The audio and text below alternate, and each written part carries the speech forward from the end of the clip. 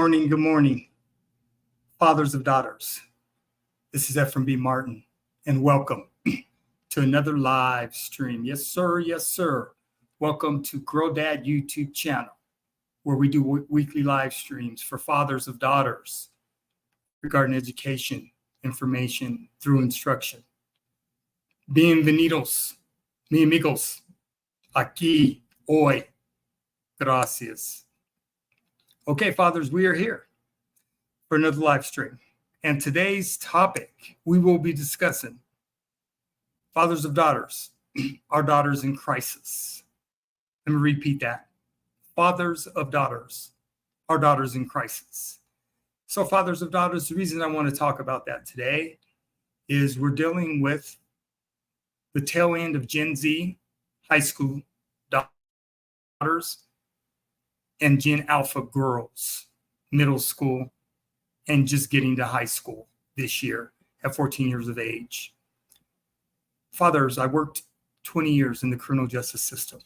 I'm a former state of Colorado juvenile probation officer, and I've been a certified paralegal since 1984. I also worked in K-12 education as a teacher, dean of students, and restorative justice coordinator. So I want to talk about crisis of our daughters because when we're talking about social media platforms today, beauty standards today, the comparison of sexuality, the comparison of beauty, our daughters are caught. They really are caught today, fathers. And, you know, it doesn't take a lot to affect our baby girls' mental health. Specifically with today, with social media platforms, Instagram, TikTok, YouTube, and all the other social media platforms that are out there today that our daughters are spending hours upon hours in time on, right? So then when we start talking about crisis and our daughters in a crisis, fathers, we have to be paying attention. We do.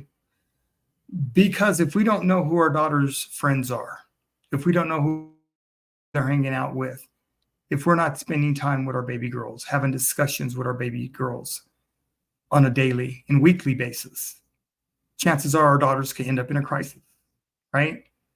When our daughters get to middle school, it's a transition from elementary. Middle school, I have a video that I've made called Middle School Girls. And I'm addressing middle school girls because middle school is a transition and it's going to be rough for most of our daughters. And a lot of them are just going to be caught up in the transition from elementary school to middle school, because middle school is where our daughters are going to be meeting new kids, having new friends, and a lot of the childhood friends that they may have grown up with, they may have outgrown them, or they all go different directions. So they're going to be coming into contact with many, many, many little girls from diversified backgrounds, religions, and rearings, right? Not all families are created equal. They're just not. You have some families that don't have any boundaries when it comes to their children. You have some families that are overbearing of their children. You have some families that are just very, very direct with their children. You have a lot of families that are just laid back. So you have a variety of family situations today. So I don't ever try to tell fathers of daughters how to raise their kids. It's none of my business. What I do is I use my professional experience and my educational experience, as well as my experience as a father of 4 adult daughters, 36, 30, 26, and 24. And since I've raised 4 adult daughters, I've been through every stage of development. My book, Daddy's Girls, which is available at Amazon.com. Feel free to purchase it, right? If you read my book, it'll make a lot more sense, and it's complimentary of my videos. This is my 64th live stream today. I've been live streaming consistently since July of 2023, and this is number 64. Yes, it is number 64 live stream. I feel good about it. I am building Grow Dad YouTube channel organically. Okay, fathers of daughters, organically. I think that's the best way to do it. At least for me, it is. So fathers, when we're talking about crisis, I'm talking about mental health. Our daughter's mental health is going to affect their overall movement, their environment, and how they move. Okay? It's going to affect their emotional highs, excuse me, and their emotional lows, right? And fathers, we have to be paying attention because our daughters will be changing once they get to middle school. Okay? I call middle school the mean girl stage. And the reason it's the mean girl stage is because our daughters are going to be exposed to a lot of mean girls. They just are. Middle school girls can be very, very petty. They can be very, very mean. They can be very, very isolation.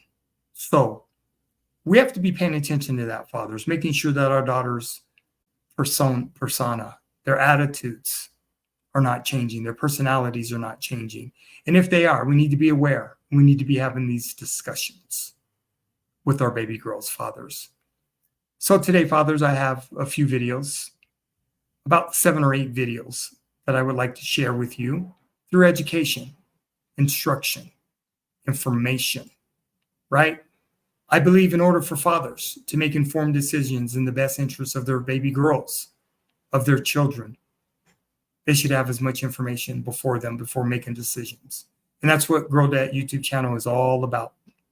This is my way of giving back to all fathers of daughters. I'm at a totally different transition in my life. All my daughters are grown and out of the house. So this is my way of giving back to fathers of daughters because I've been through every stage of development. I've written a book, so I know what I'm talking about here, fathers. Okay? So fathers of daughters, I'm asking you to have an open mind and have open hearts. I want you to be receptive of the videos and the information that's being shared with you today. And if you have any questions or any comments, feel free to comment. Feel free to ask questions. Feel free, fathers. I appreciate you all, and I'm grateful for you. And once again, all fathers, regardless of your ethnic group, background, and/or culture, you are always, and I mean always, welcome at Grow That YouTube channel. Okay, fathers, let's take a look at this very, very first video. I'm going to run maybe 3 to 4 videos back to back before I come back and give my commentary. Okay? All right, fathers, let's do this.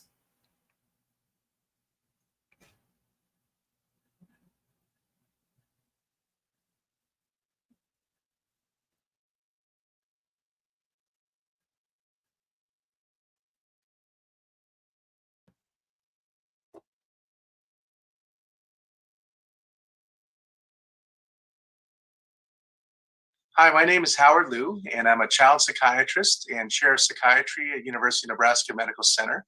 I'm a proud member of the APA and a member of the APA Council on Communications on the social media group. And I'm thrilled that Dr. Christina Gerges is with me. And Christina, do you want to introduce yourself? Sure, thanks. Hi, I'm Christina Gerges. I'm a psychiatrist at Edward Hines Jr. VA Hospital. I'm the acting chief of staff of education and designated education official, and I am a consult liaison psychiatrist there for the past 13 years. That's great. and proud member of the Communications Council and APA, of course. Well, and truly a Facebook expert as well. We're thrilled to have your expertise here.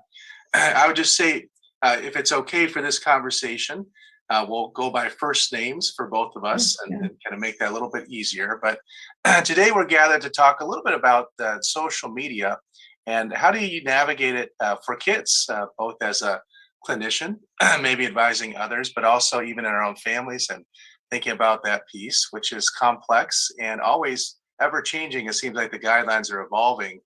And I might just ask you, Christina, if you're comfortable, at what age do you think that we should allow our kids to be on social media? I know this is such a big loaded topic and affects everybody since, I think the last statistics I saw were 90% of kids are on social media at any given time. So all our kids are on social media. I think what the guidelines say is probably different than what may actually be happening. But, around age 10 is probably when kids are getting getting their first phones, right? And then anywhere from age 10 to 12 is when kids are actually getting onto social media and having their own accounts, right? I think Facebook allows for people to have their own accounts if they're 13 or older, but anybody can really get onto Facebook and create an account with just some check some boxes and you've got an account. So and certainly that can happen with any of the other platforms as well. So I think what might be happening may be a little bit different. I'm not sure. So what do you think? Yeah, well, in my I guess my family life, I have 4 kids, and 3 of them a little bit older, 12 and 13 and 13, and then one that's age 6, a little bit younger. And it's interesting because the younger ones, they kind of watch what the older ones are doing, right? And then the older ones are really influenced by their peers much more than any psychiatrist who happen to live in the household, right? So I would say that the requests for phones, particularly for my daughter, have progressed ever since probably age 10. But we actually held out a little bit longer. Even right now at age 13, we've gone a little bit intermittent, sort of as needed. So I think there's been some, we've tried to put it off a little bit, just knowing that can be such a, such a almost an addictive type behavior if there's no limits on it, right? Even though I know you and I are both proponents for using social media professionally, of course, but we're both adults as well. So I guess there's some variance there. Well, sure. I mean, I think there's a difference between adults and children. Children really have a hard time, I think, setting their own limits. I think if you hand them something that is very easy to, quote unquote, get addicted to, they will, right? So if you give them like free access to watching videos or to, getting into these sort of potentially communications or communities with other people, they will take it as far as you let them. So it's really our place to put limits on this, both with age, but also with how much time they're spending each day. That being said, I think, again, recommendations, like, for example, I have a 4-year-old and I tried very hard to follow screen time recommendations starting from birth, right? From the American Academy of Pediatrics. It was like, first of all, nothing for the first year or second year. And then after that, 30 minutes to an hour or less. But really, after the pandemic started, I think all of that went out the window. I mean, it really did, working from home and dealing with childcare issues. It's an easy way to essentially, have some kind of like passive supervision of your child, and your child's happy for a little bit. But there's potentially negative consequences to that. So we have to really be careful with how much time we're giving them. Yeah, I think the time piece, and I'll say in my clinical practice as well as a child psychiatrist, it comes up maybe even more so with kids that have some impulse control disorders like ADHD, where they're, tend to be a little bit more impulsive at times.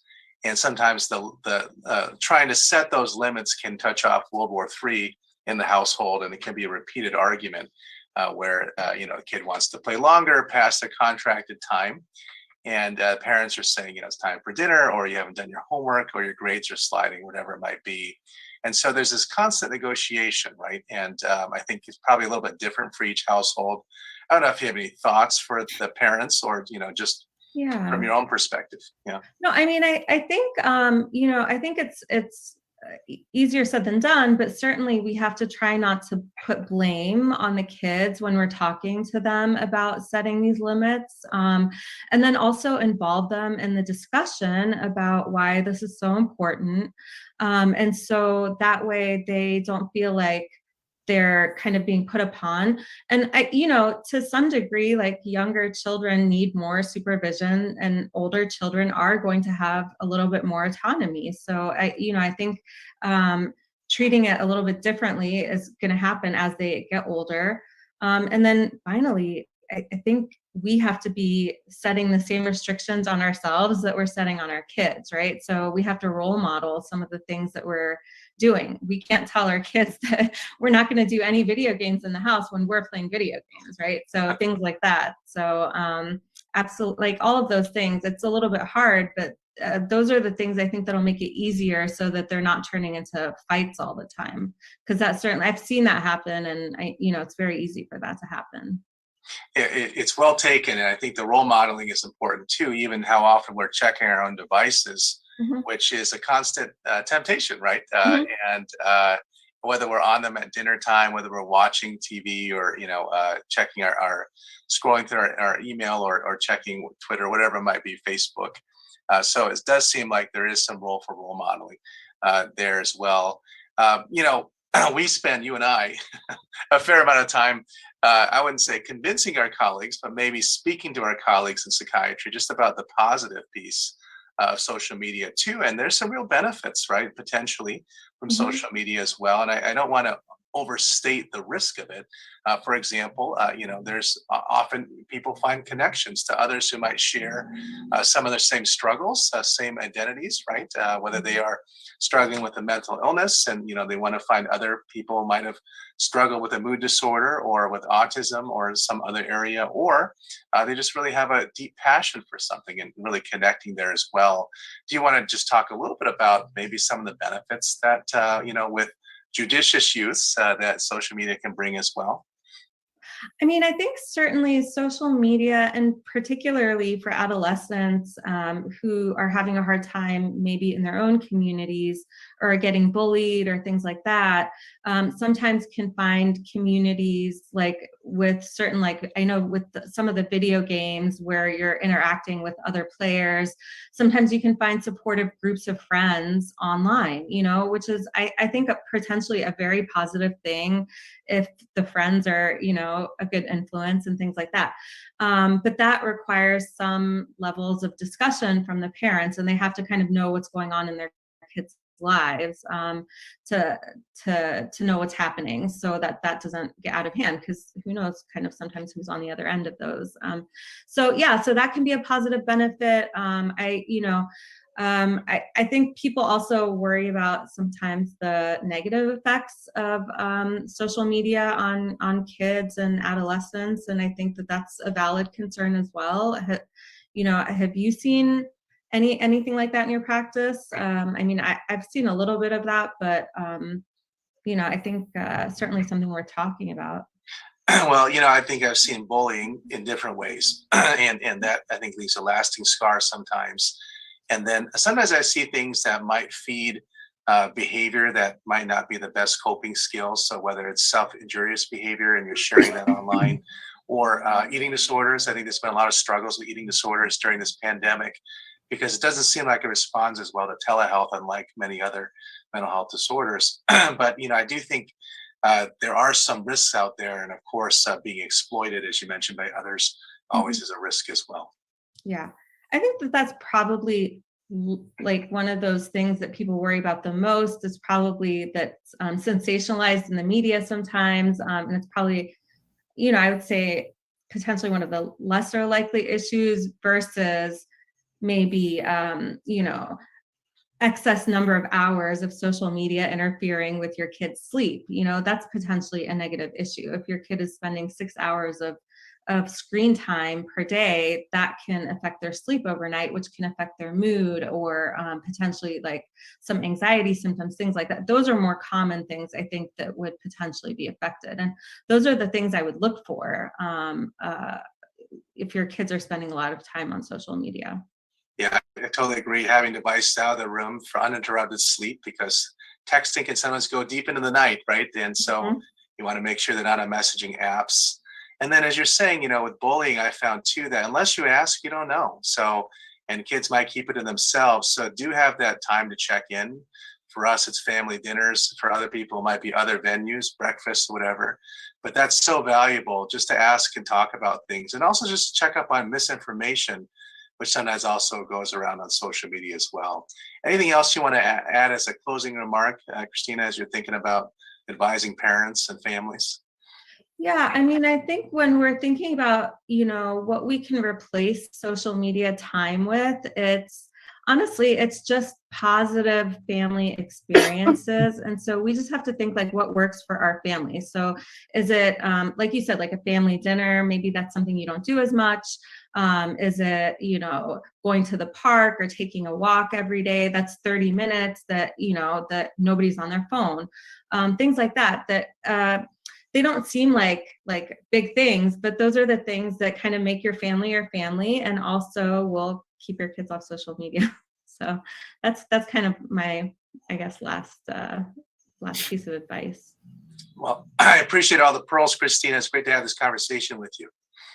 Yeah, thank you so much, Howard, and always nice chatting with you as well. Well, if you want to learn more from experts like Dr. Gerges, please like, comment, and subscribe to APA's YouTube channel. You can visit www.psychiatry.org for more mental health information and resources. Thank you so much, and have a great day.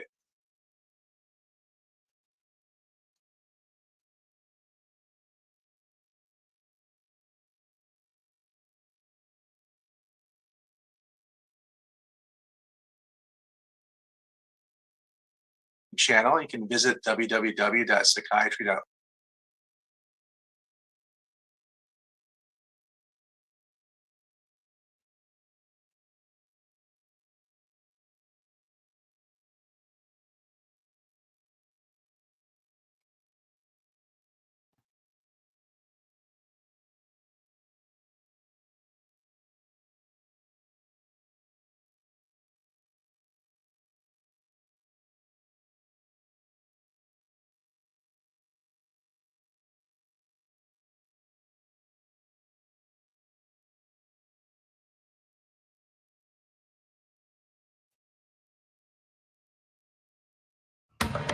We're in the middle of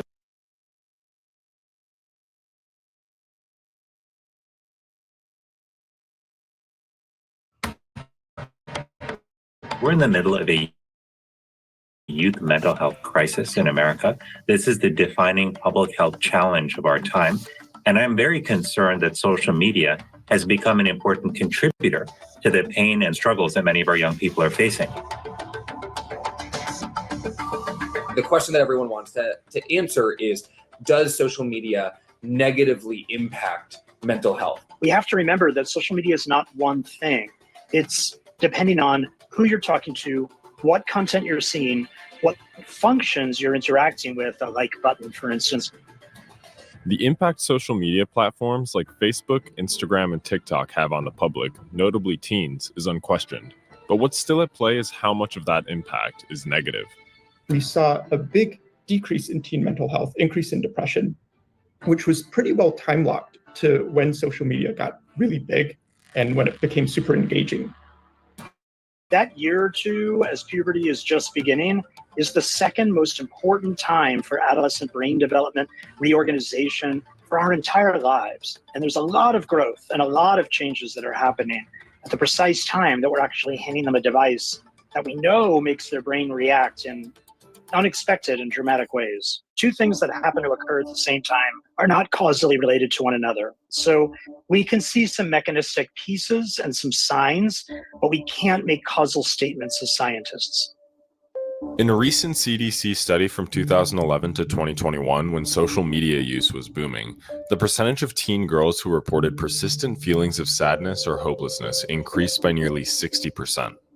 It's hard to do an experiment that fully captures the effect of Facebook and all of the network effects where, me being on Facebook affects my friends. It's just really hard to study. We don't want to wait until we have the most conclusive proof that demonstrates with causality what the harms will be. Because the time that it takes for science to do that kind of work will lose an entire generation or two.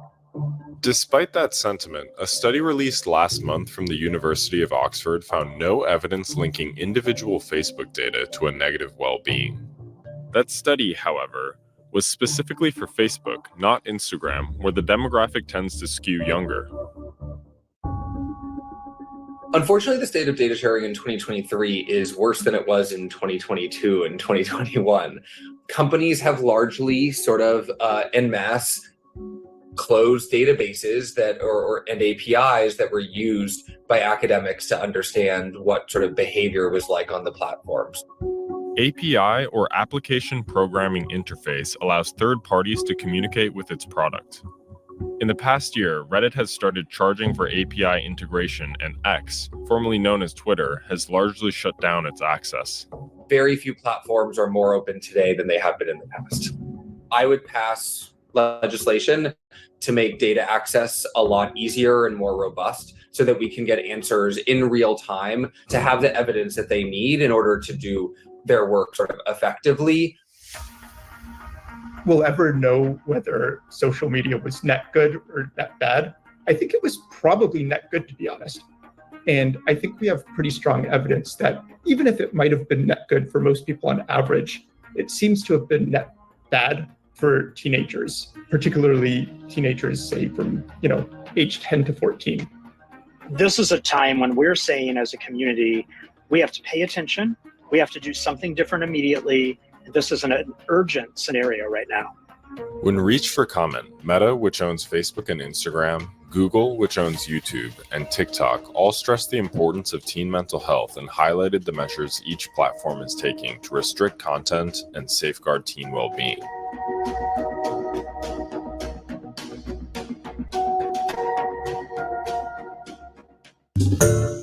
Hi, everyone. George Stephanopoulos here. Thanks for checking out the ABC News YouTube channel. If you'd like to get more videos, show highlights, and watch live event coverage, click on the right over here to subscribe to our channel. And don't forget to download the ABC News app for breaking news alerts. Thanks for watching.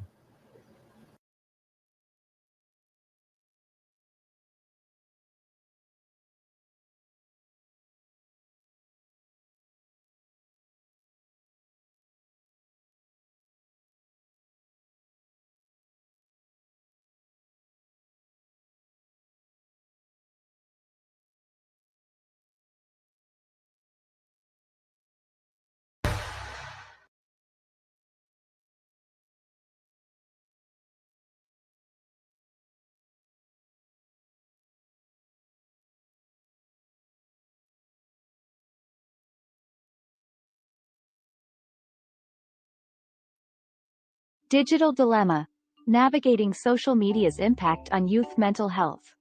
Nearly 95% of young people between the ages of 13 and 17 are regularly immersing themselves in the digital universe of social media platforms. These young, impressionable minds are constantly interacting, sharing, and absorbing content at an unprecedented scale. But the big question we face today is this: what effects does this intense exposure have on their mental health? The U.S. Surgeon General, Dr. Vivek Murthy, has recently issued an urgent advisory addressing just that. The findings, although still in their infancy, are eye-opening. On one hand, social media provides a platform for self-expression, creativity, and connection, nurturing a sense of belonging and acceptance among teens. However, on the flip side, it's a landscape that can also cultivate harm, posing significant risks to the mental well-being of our children and adolescents. Picture adolescents who spend more than 3 hours per day on social media. They face double the risk of experiencing poor mental health outcomes, such as symptoms of depression and anxiety. It's no surprise that there's growing concern about the potential harm, from harmful content exposure, sleep disruption, to reduced physical activity. But the urgency of the situation demands more than just concern, it calls for action. Policymakers are urged to strengthen safety standards and support digital literacy. Technology companies are encouraged to prioritize safety and health in their design decisions and provide effective responses to complaints. Parents and caregivers, too, have a vital role to play in establishing tech-free zones and teaching responsible online behavior. But this is not a battle to be fought alone. It's a collective effort, one that calls for cooperation and concerted action from all corners of society. By joining forces, we can help ensure our digital environment supports and nurtures our youth, rather than posing a risk. Because the mental health and well-being of our young people is a responsibility we all share. Let's make social media safer for them, together. Remember to like and subscribe for more neuroscience news updates.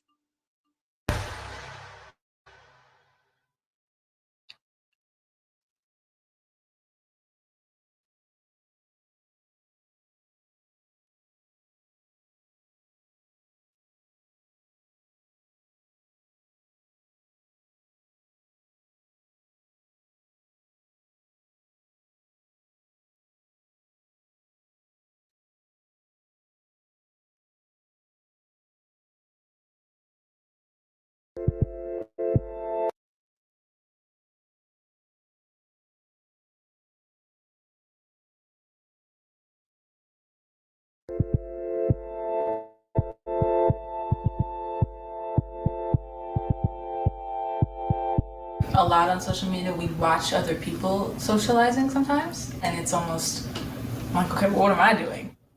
Social media seems to be everywhere in our everyday lives, which brought me to the question, how is it affecting the young people who use it? To find out, I sat down with my friends, Sophia, Marissa, and Brianne. So my first question for you guys today is, what social media platforms do you all use and how often do you use them? I mainly use Instagram, would probably be the one I use the most, and I use TikTok occasionally. Yeah. Just Instagram, about it. I use Instagram and Snapchat, but Instagram is just like an art page. Do you feel that social media is detrimental or is it beneficial to your mental health? I think it's 100% detrimental to me. I don't like being on my phone, yet I still find myself on my phone. I get bored and I turn to social media. And I think it just takes up too much of my time when I want to be doing other things. And I don't make the conscious decision to do something else when it's right in front of me. Mm-hmm. For me, it's very detrimental. I had to delete TikTok about 2 years ago because I was getting a lot of panic attacks from just watching the videos. When you get onto certain sites of social media, it's a lot of people trauma dumping, and that was not good. Mm-hmm. To gain some more perspective, I spoke with Susan Salhaney, the COO of the Judson Center, a nonprofit organization that provides mental health services in the Metro Detroit area. Social media really has some positive benefits overall, right? It keeps us connected with people, keeps us in tune with news and information. We can safely meet new people at times. But there's also, a downside to it because that becomes our frame of what can be reality or what a teen may think is reality. Social media can help people gain awareness of certain topics, but when does that awareness start to sway opinions? Kevin Fisher, Executive Director of NAMI Michigan, a mental health organization dedicated to improving the lives of people with mental illnesses, says it's important to challenge your own opinions. I ask why. If I give you my opinion, if I say, for example, racism is bad, racism is a public health crisis, you have every right to say, why, Kevin? Why do you believe that? What are you basing that opinion on? To learn more about the research-based effects of social media, I spoke with Dr. Shama Fahim, Chief Medical Officer at Detroit Wayne Integrated Health Network. What effects does social media have on a teenager's mental health that they're developing and growing into the adults that they want to be? Multiple studies. There was a study published in JAMA Psychiatry in 2019 that actually looked at social media usage in thousands of youth and found that youth that were spending more than 3 hours per day on social media were linked to increased risk of mental health problems, particularly internalizing problems like anxiety, depression, negative self-image, suicidal thoughts, and this was especially prominent for teenage girls and its impact on self-esteem. My advice for parents would be to monitor and limiting the child's social media use. The more you're aware about how your child is interacting on social media, the better you'll be able to address any problems that may subsequently arise. My advice to parents, first of all, is to please listen to your children. If a child is exhibiting behavior that leads you to believe that they might be experiencing a mental health crisis, whether it is depression, you've noticed that they've become more withdrawn, they're not spending time with friends, their quality of their schoolwork is suffering, listen to your children. And if you believe they need help, get them help. Don't let stigma prevent you from getting the help that your child may need. It is incredibly addictive because you just want more. You just want to be happy and see those things and get away from the world, but then you get away from it too much. There's a dependency that comes with social media, and Dr. Fahim shares how that can lead to addictive behavior. Between ages 10 to 12, there are changes in the brain going on that makes social rewards such as compliments release some neurotransmitter hormones, like happy neurotransmitter hormones like oxytocin or dopamine. All of that can make our youth extra sensitive to attention, admiration from others. I feel like it's kind of like chocolate. You eat it and you're like, oh my God, this is so good. And then like 5 minutes later, you kind of feel like, oh. During our conversation, I asked Marissa, Sophia, and Brianne a more difficult question. Will social media ever cease to exist? You know, one app, one social media platform can die out and another one will probably come and draw people in again. So I think that cycle would probably be really difficult to break with technological advancements. It'd probably just have to be a society thing, but is the whole society just going to decide to do that? In conclusion, social media is here to stay. So the bigger question is, how do we manage social media in a healthy way? You know, we get caught up in watching other people do things, other people's lives, and not being as focused on our own. So I think it's important to do things that make you feel as present as possible.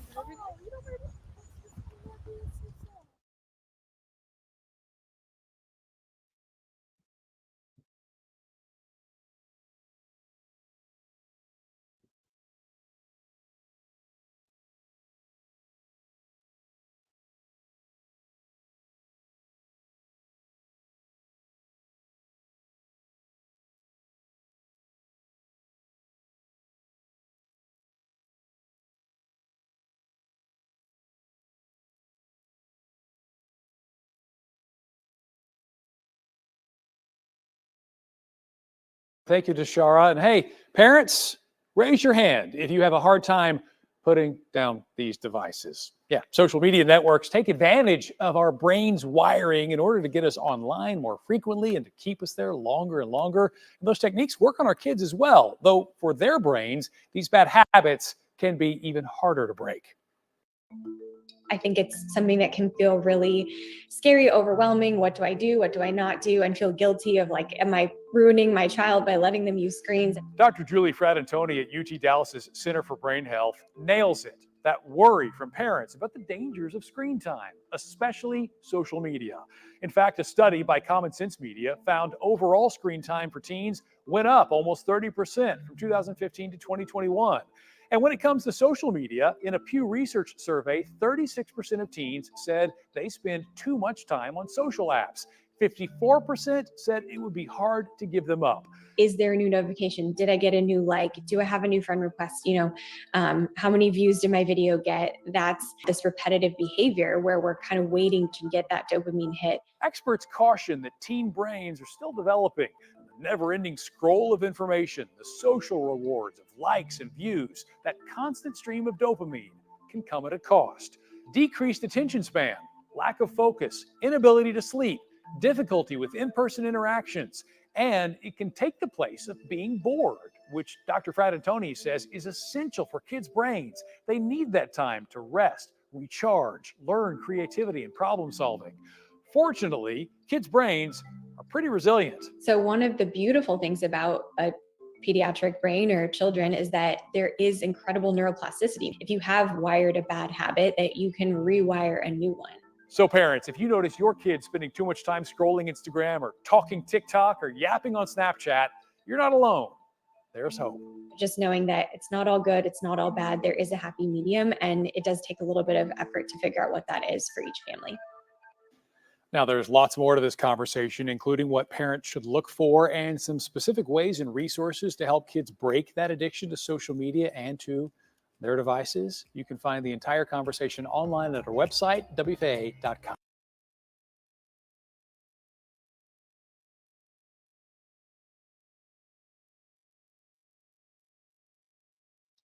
Okay, fathers. What are your thoughts, fathers of daughters? That was 5 excellent videos. And at Grow That YouTube channel, I don't believe in reinventing the wheel. All of the videos that I am sharing with you today are in the description, fathers. So all of my live streams, you have access to all of the videos that are shown with each and every live stream. So I had doctors, medical professionals, all talking about our daughter's mental health. And, it's going to be challenging, fathers, because what can end up happening is our daughters can end up in a crisis. And, fathers, we just have to really, really be paying attention as to what's going on with our daughters and what's going on in their lives, and their emotional highs and emotional lows and just their moods. We have to really, really be paying attention, fathers, because those are clear-cut signs that something is going on with them. And we have to have the relationship with our daughters to be able to sit them down and ask them what is going on. Because a lot of kids, I know when I was a dean of students, one of the things, a lot of kids are good at masking and hiding, suppressing our baby girls. They're good at suppressing their feelings. That's what little girls do. And a lot of times they won't necessarily want to open up to their fathers. I never had those issues with my daughters. All of my daughters being adult women, social media was, let's say I have 2 millennials and 2 Gen Z daughters. So more of my Gen Z daughters is when Instagram and Snapchat, all those came online, TikTok. But my daughters were older, so they were already in high school. And I just didn't allow my daughters to be on social media. I just didn't allow it. They all had phones in middle school, but I did not allow a lot of those apps being downloaded. And I monitor my daughters, and they just didn't spend a lot of time in the computers at home. They went to school, they did their work, they had their school time, and it was social media just wasn't, it was never a topic of discussion. It was never a situation that blew up in my face to where my daughters were feeling a certain way, because we were always discussing what was going on with them and in their lives and how they were doing in school and, with their friends. I was the dean of students at that time. When my daughters were all under 10 is when I was the probation officer. So as they transitioned to middle schools, when I became a teacher and a dean of students. So, I just did not have to deal with what you're going to have to deal with your Gen Alpha daughters, 10, 11, 12, 13. And you heard from these medical doctors, all the kids are on social media, but you can control it, parents. You just have to have the will to say no. And I do understand I'm not suggesting don't get them phones. I'm not suggesting that. What I am suggesting and saying, using my own daughters as an experience, is you have to be mindful, fathers, and you have to be available, and you also have to be aware of their time spent on social media. So that's real. Okay. So fathers, we have 2 more videos left, and then I will finish up this live stream. But like I said, our daughter is in crisis. It's real, and we just have to be paying attention. We really, really have to be paying attention, fathers. That's on us, and being able to navigate and come up with interventions and solutions more than anything else. Okay, fathers, let's take a look at these last 2 videos, and then we'll wrap up this live stream.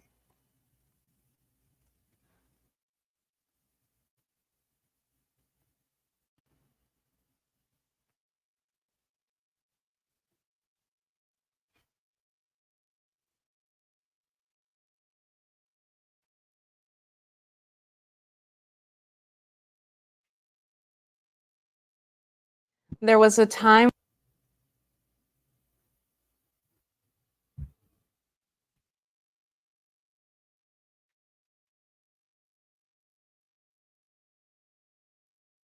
There was a time when many magazines and advertising upheld dangerously unrealistic standards of success and beauty that were idealized. Models wearing size 0 clothing are just that, models. And even they are made up, retouched, and photoshopped. However, these days, the impossible standards are set much closer to home, not just by celebrities and models, but by classmates and friends.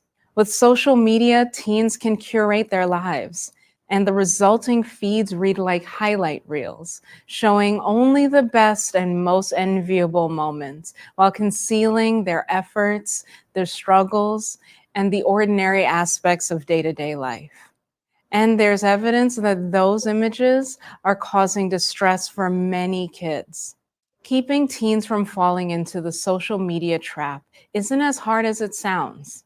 It involves modeling good tech behavior and sometimes giving kids a reality check. Here are a few ways to help kids build a safe and reasonable relationship with social media. First, take social media seriously. Don't underestimate the role social media plays in the lives of teenagers. The images they see there are powerful and can have a big impact on how kids feel and think. Teens don't remember a world where social media didn't exist. And for them, the things that happen online, slights, breakups, likes, or negative comments are very real. When you talk about social media, make sure you're really listening and be careful not to dismiss or minimize your teens' experiences. Second, encourage them to think outside the box. When you talk to your child about social media, encourage them to explore it in a more critical way. A great way to start is try asking them what they think has been cropped or edited out of their friends' perfect pictures and why. That can lead to larger questions. Do you think your friends are really the people they appear online? Are you? What's the purpose of posting a photo? What is it about getting likes that feels good? Does looking at social media affect your mood? Third, model a healthy response to failure. On social media, everything looks perfect, and kids can get the impression that they need to look perfect too.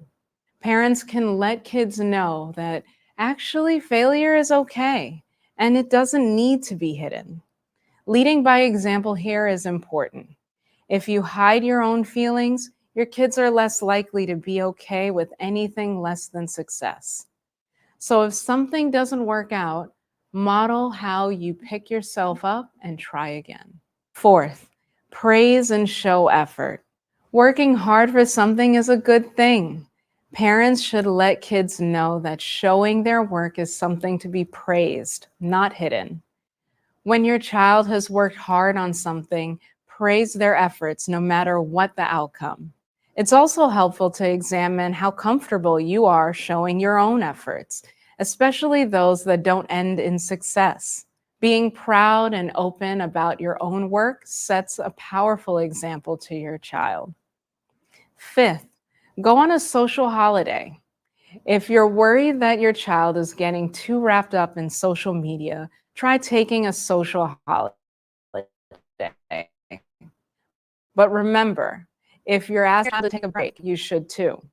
It's a powerful way to communicate your values. Finally, trust people and not pictures. Don't rely on social media to let you know how your child is really doing. They may post smiling selfies all day long, but if they seem unhappy, don't let it go. Make sure your child knows it's safe to talk to you by encouraging them to share their feelings and supporting them when they do. Give reassurance that you're not disappointed and let them know you're proud of them for reaching out. You can say, "It sounds like you're feeling really overwhelmed. I'm here. I love you. Let's talk this through together." In the end, as a parent, you want your child to be happy and successful, but making sure your son or daughter knows you love them and you're proud of them as they are, unfiltered, unedited, imperfect. This will help them build the confidence needed to accept themselves and stay safe and healthy when they're out on their own.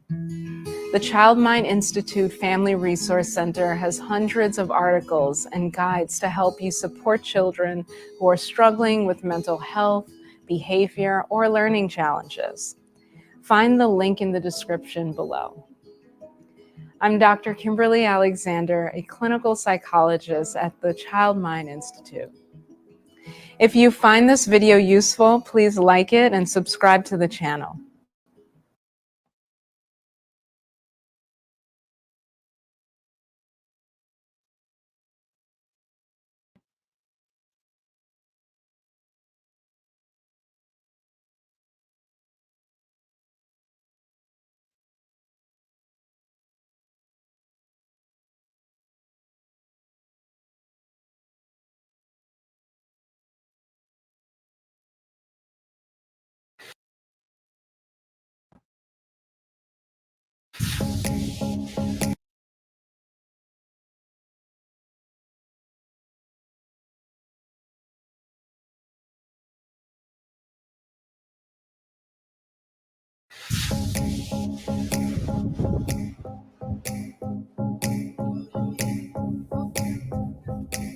Imagine if a whale just like jumps over the car. Yeah, oh, yeah, because that's what's happening. Should I powder myself? Stop.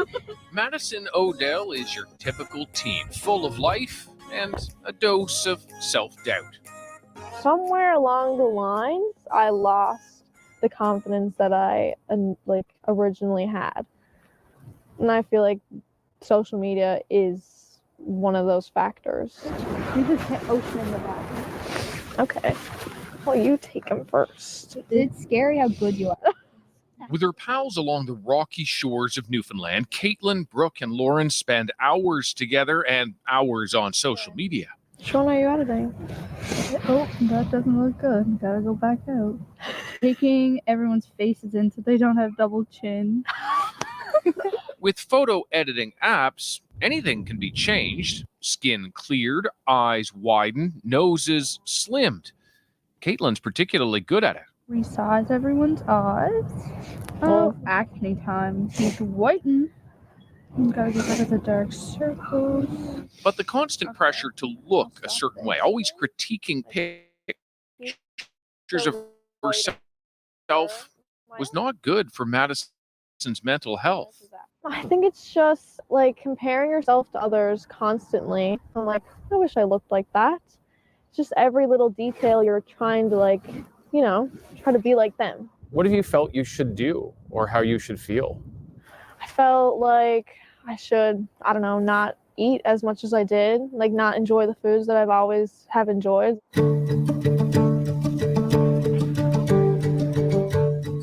It all creates the illusion of one beauty standard, a category where many simply do not fit. Thinking that I need to be short to be cute and have like a cute nose. That word cute is so, it sort of comes up so much. Hi, Holly. Hi. Let's just have a quick look. I'm just gonna sort of feel a few things here. In Vancouver, 16-year-old Holly Bradley is doing something some might find drastic. She was bullied growing up, so last February, Holly, with her mother Debbie's support, got rhinoplasty, a nose job. The hump is completely gone.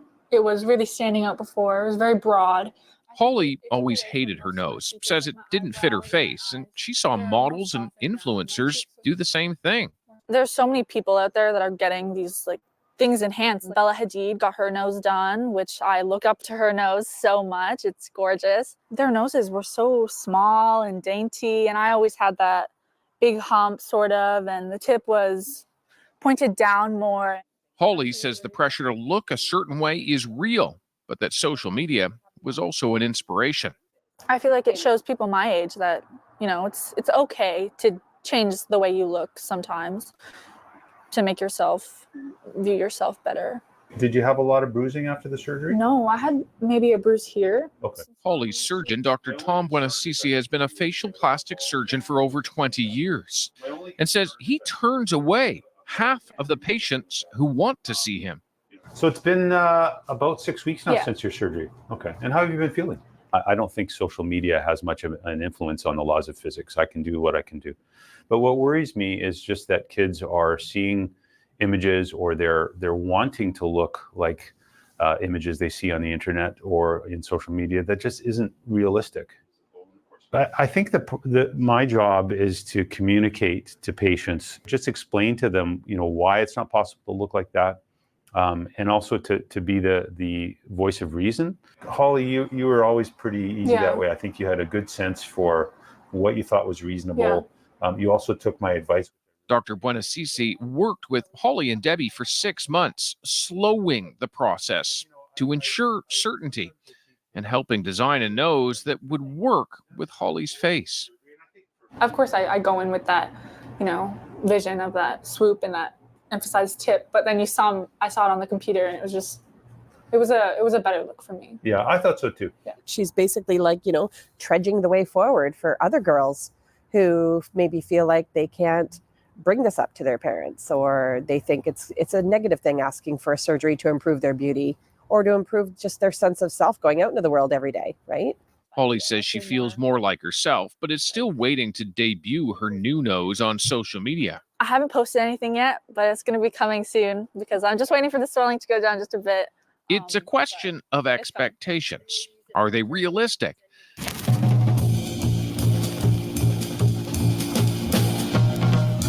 Some influencers have started challenging the beauty standard that makes people feel inadequate in the first place. We live in an age where almost all of the media that we consume is altered. Cara Roselle Smith is an Afro-Indigenous influencer in Brooklyn. When I was younger, I don't think I've ever talked about this before. I used to take this fridge magnetic clip and put it on my nose for like 10 to 15 minutes a day in hopes that it would get more narrow. She posts about beauty, culture, and often responds to comments from people who feel they don't fit in. So as a Black Indigenous woman, getting this comment is a big reason why I do what I do and why I say what I say. Honoring your ancestors on your face and the beauty aspect, that's something that I've really tried to get across in my messages. Last year, she had a video about plastic surgery go viral. Gorgeous, gorgeous girls love their wide nose, and they don't need a nose job because they're already beautiful. I was just at home kind of minding my own business and logged on to TikTok. I actually logged on and saw that Bella Hadid had liked my video. When you look at everything that you're putting out there in the world, what do you want people to take away from it?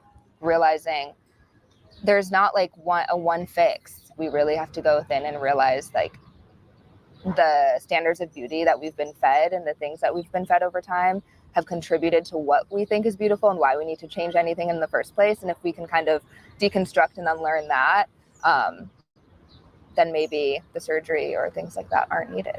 Social media could be a tool for change, as much as it may also contribute to the problem. And I think that that's true here with specifically young women, young girls, teens, like using these apps. It's kind of like integral into our lives now, but it's still a business and people are still kind of behind this, and we are the product. Madison made a big decision a few months ago. She does not post any edited photos anymore. She wants to be a different kind of influencer. Wrote an article for CBC about it. She hit a nerve in her small community. What's the response been to it? It's been really good. I've got a lot of messages, like from parents, from like teens like me, young girls. Like I'm glad like I'm not the only one like struggling with social media and what the expectations are and all this. All part of the ever more complicated process of growing up, being sure of your place in the world and how you appear to it. David Common, CBC News, St. John's, Newfoundland.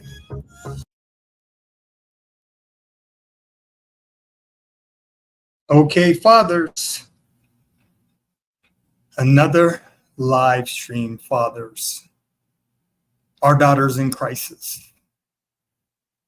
So, got a lot of things to think about, fathers, and just make sure that we have communication with our baby girls and make sure we're validating them on a daily basis and having these discussions with them and just being aware, fathers. You know, that's where it starts as far as the relationship, is being aware from birth to 18, because we have a lot on our plates, fathers. Okay. Thank you for participating, fathers. I appreciate you being here. And like I said, I live stream once a week, and feeling good about it. And I welcome all fathers. So, fathers, kiss them babies, love them babies, hug them babies, tell them you love them, show them you love them. Okay, validate them. All right, fathers. All right, mis amigos. Hasta la semana que viene. Paz. Adios. Okay, fathers, I am out. Until next week. This is FMB Martin at Girl Dad YouTube channel. Peace.